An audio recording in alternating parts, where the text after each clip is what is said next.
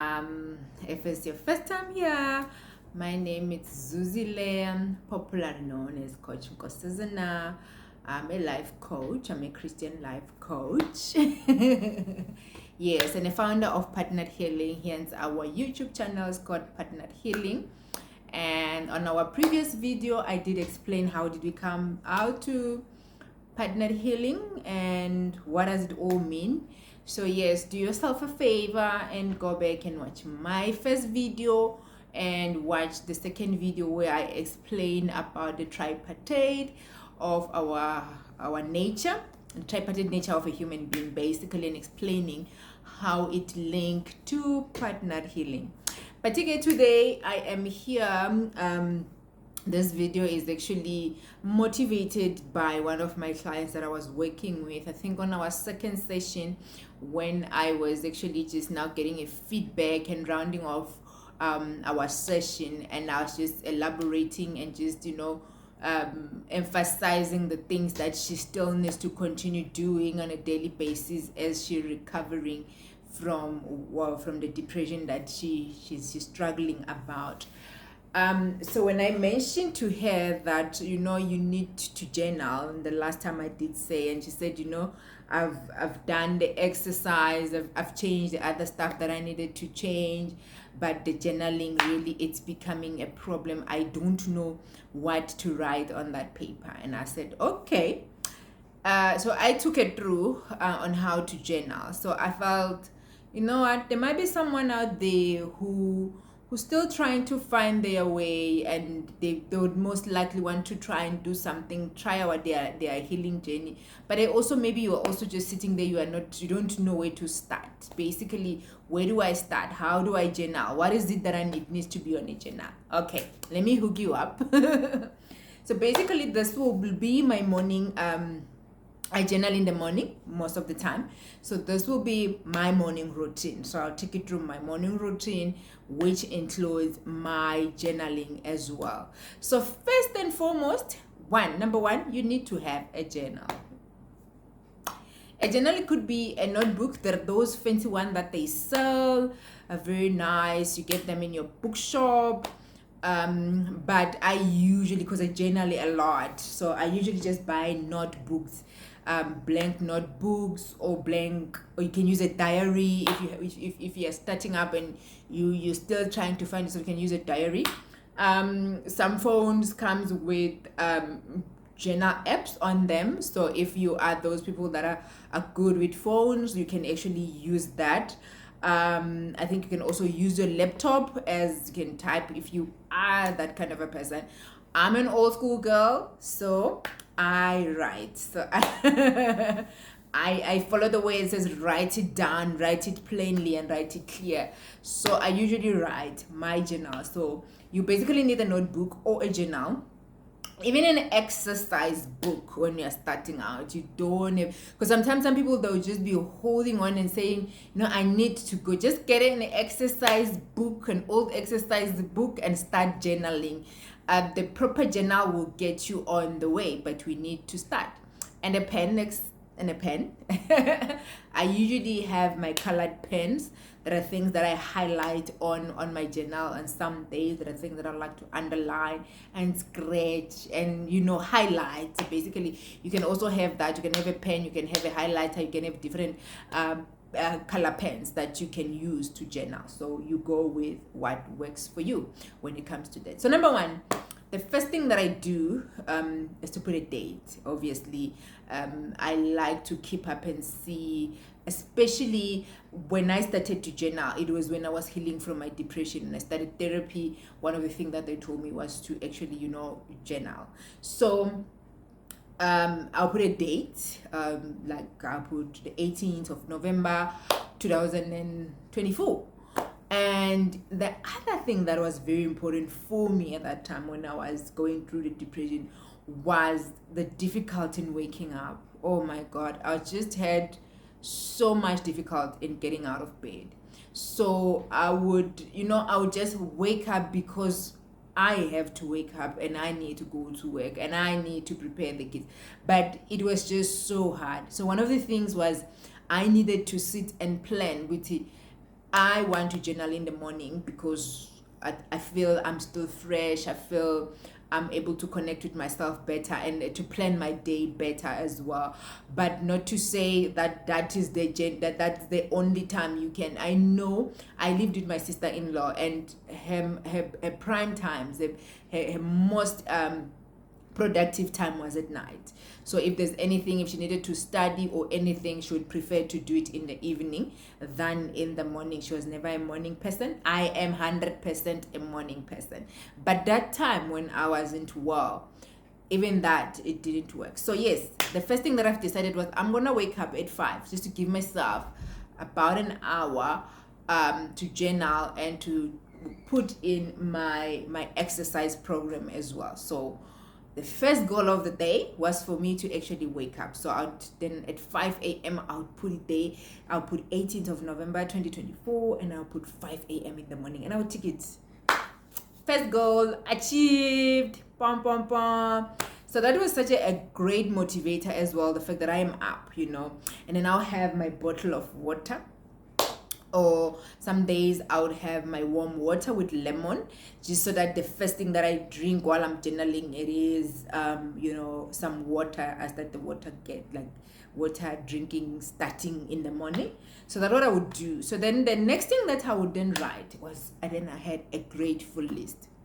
Believe me, you, at that time when I started, coming out of that pit or that cloud, it's hard to see anything good that is happening, then I would just find one thing, and most of the thing was I'm grateful. I'm grateful of God. I'm grateful for my kids. There was those young people, they actually helped a lot. So those were just the two, and I'll repeat them week after week until I started seeing better. I started recovering. I started appreciating most of the things, and I'll put down. I would add, but usually even now when I'm journaling, my grateful list is 3 things. So I put 3 things every day. I can repeat them the entire week until you have something else to add. It doesn't have to have anything that is different every day. It doesn't have to be anything big. Like I'm saying, I'm just grateful to be aware. I am grateful that I'm going for therapy. I am grateful that I'm in my healing journey. I'm grateful for having a friend. Just be grateful. Find anything, even if it's just one thing for the entire week or 2 weeks, but that will build up your stamina on that. So the next thing that I usually then do on after I've done my gratitude list is I'll give myself a space to ask myself, how do I feel? And then I'll just journal. Today I feel proud of myself, the fact that I'm awake. I managed to wake up at 5 a.m. I struggled with body pains, especially when I woke up in the morning. My feet would be so sore. So those days when I started with my exercises, there were days where I would wake up with less pain, and then I says, today I feel less pain on my body. I am grateful for that. Or I would just be today I'm feeling anxious because maybe the child didn't sleep well, or maybe I was just tossing and turning, one of those nights where you had insomnia. But I would just draw into me to take those things that I'm feeling out there so that I can reflect back on them. So that was it. It would be some days it would just be a paragraph, some days it would be 2, some days it would be a page, depending on how I feel. But I will paint exactly how I feel on that time as well. And then the next thing that I would then usually do was then I'll write my quiet time. I would then, my Bible app had every day had a scripture of the day.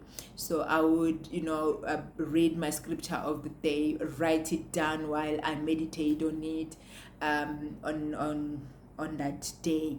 Sometimes I would also have scriptures that comes up on me that I'll just go to my Bible and look for them. After a while, I started also just going back to reading the Bible on my own. I'll choose a chapter that says, today I'm just going to be doing Ephesians. Then I'll just read chapter a day, and I shall highlight what speaks to me and write it down and try to meditate on it throughout the day. That would be that. And then after that, I would have my to-do list. Because one of the things that I've struggled with when I struggled with depression was I forgot. I would literally drive to the supermarket to buy salt, and I'll get there and I'll be blank. And I'll start, you just ended up taking things that you were not for there. And then the moment you arrive at home, you're like, I needed salt. So that was one of the things. Forgetfulness was one of the huge things that I struggled with when I battled the depression and anxiety. So then I'll do my to-do list on the things that I think I need to do in the days. Either I'll just put things as well, like simple things like, drop the kids to school. From there, and I get to work, I need to do this patient's report, and then I'll write it down so that when I get there, because sometimes when you are not in a good space, you get there, your mind tells you, no girl, you're cool, you don't have anything is under control, is done.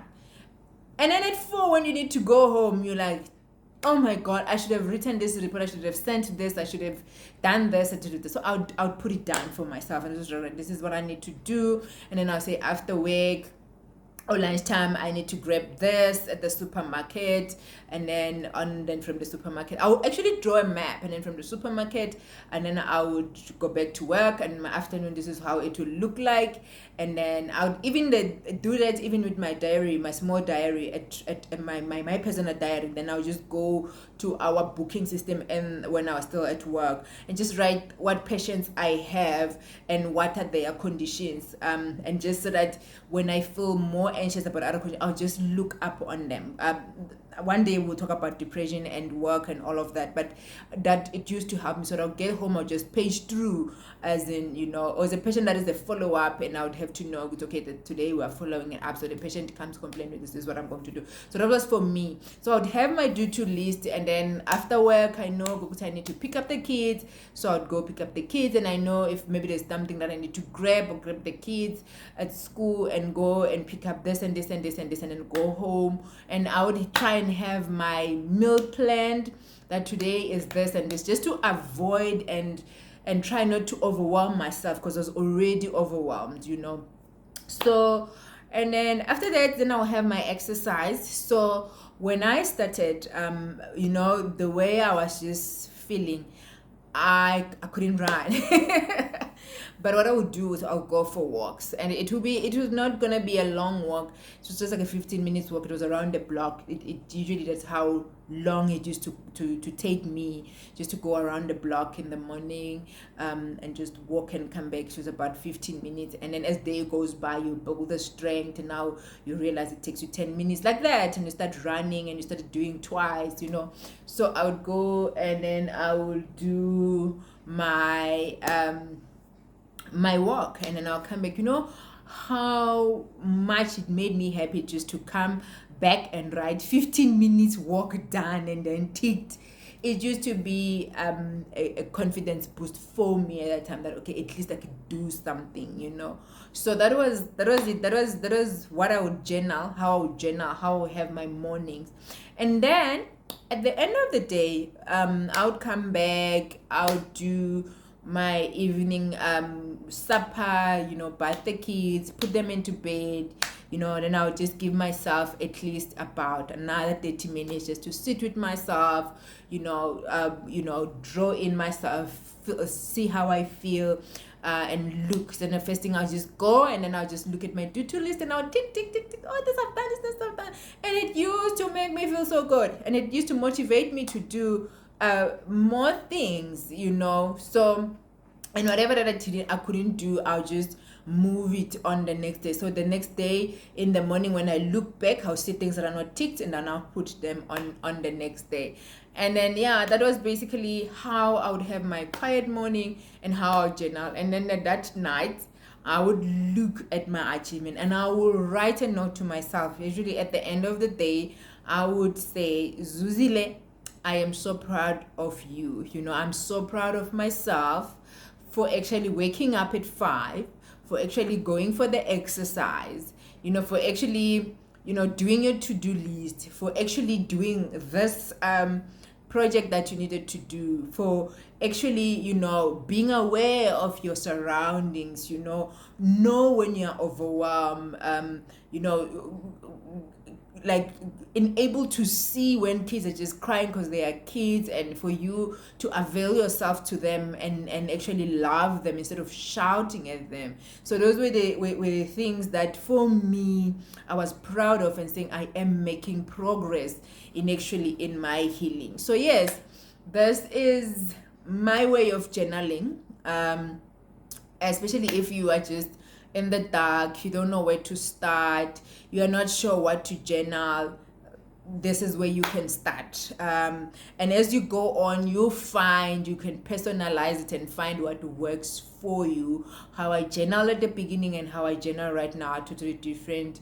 I have healed in other things that are things that just come like second nature to me. I don't really need to put them down because I have made so much progress. But for you, while we are starting, this might be where you need to start. And yes, I hope you enjoyed the video. Remember to subscribe and put a like there, and also a reminder, so that every time your girl posts a video, you are the first one to know. Have a good day.